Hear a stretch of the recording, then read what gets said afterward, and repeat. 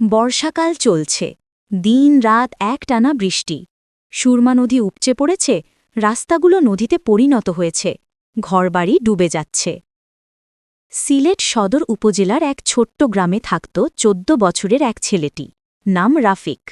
গরিব ঘরের ছেলে, শরীরে দুর্বলতা, কিন্তু তার সাহস ছিল বিশাল। সকালবেলা হঠাৎ চিৎকার শুনে রাফিকের ঘুম ভাঙল। পানি বেড়ে গেছে, স্রোত এতই তীব্র যে গাছ উপড়ে নিয়ে যাচ্ছে। মা চিৎকার করে বললেন, রাফিক, বাইরে যাস না। কিন্তু জানালা দিয়ে তাকাতেই রাফিক দেখল পাশের বাড়িটা প্রায় পুরোপুরি ডুবে গেছে। ছাদের উপরে একটা পরিবার সাহায্যের জন্য হাত নাড়ছে। এক মুহূর্ত দেরি না করে রাফিক তার পুরনো কাঠের নৌকাটা টেনে বের করল। হাতে নিল বাঁশের ডাঁড়। মা, আমি এখনই আসছি বলে সে বেরিয়ে পড়ল বন্যার জলে। পানি ছিল ভয়ঙ্কর, স্রোত ছিল প্রচণ্ড, তবুও রাফিক ডাঁড় বেয়ে পৌঁছে গেল প্রতিবেশীর বাড়ির ছাদে। নৌকায় ওঠেন, সে চিৎকার করল। তারা ভয় পাচ্ছিল, নৌকা উল্টে যাবে না তো? রাফিক মুচকি হেসে বলল, আমাকে বিশ্বাস করেন, কিচ্ছু হবে না। এক এক করে মা আর ২ সন্তান নৌকায় উঠল। নৌকা দুলছিল, কিন্তু রাফিক শান্ত ছিল।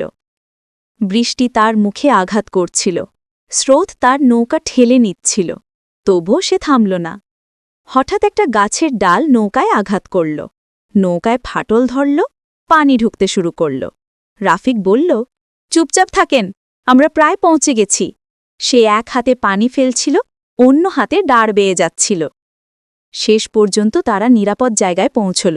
পরিবারটা কান্নায় ভেঙে পড়ল, রাফিককে জড়িয়ে ধরল। কিন্তু রাফিক থামল না, সে আবার গ্রামে ফিরে গেল। আরও মানুষ অপেক্ষা করছে। ঘণ্টার পর ঘণ্টা সে বয়ে বেড়াল বন্যার পানি, মাচালো বাচ্চা, বৃদ্ধ, এমনকি গরু ছাগলও। সবাই বলল, বাঁশের ডাঁড়ওয়ালা ছেলেটাই আজ সবাইকে বাঁচাচ্ছে। পরদিন উদ্ধার দল এলে দেখে রাফিক তার ভাঙা নৌকায় ঘুমিয়ে আছে, ক্লান্ত কিন্তু মুখে হাসি। পরে পত্রিকায় ছাপা হল, সিলেটের বন্যার নায়ক। কিন্তু রাফিক নিজেকে কখনো নায়ক ভাবেনি। এক সাংবাদিক জিজ্ঞেস করল, তুমি কেন এত ঝুঁকি নিলে? রাফিক শান্ত গলায় বলল, যদি আমি না যেতাম কে যেত?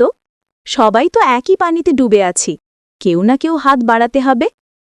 এইভাবেই এক ছোট ছেলেটি প্রমাণ করল, নায়ক হতে